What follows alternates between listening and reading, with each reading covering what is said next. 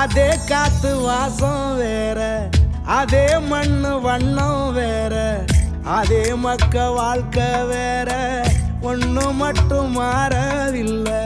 மத்த நாட்டு சுவையெல்லாமே ஒத்த வேலை உடைய போல, சுத்தமான நம்மூர் சுவையோ ஆத்தா தந்த உசுர போல.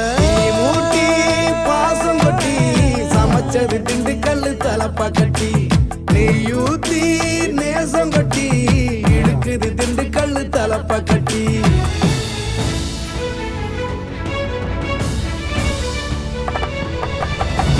மூட்டி பாசம் கொட்டி சமைச்சது திண்டுக்கல் தலப்பா கட்டி, நெய்யூத்தி நேசம் கொட்டி படைச்சது திண்டுக்கல் தலப்பா கட்டி.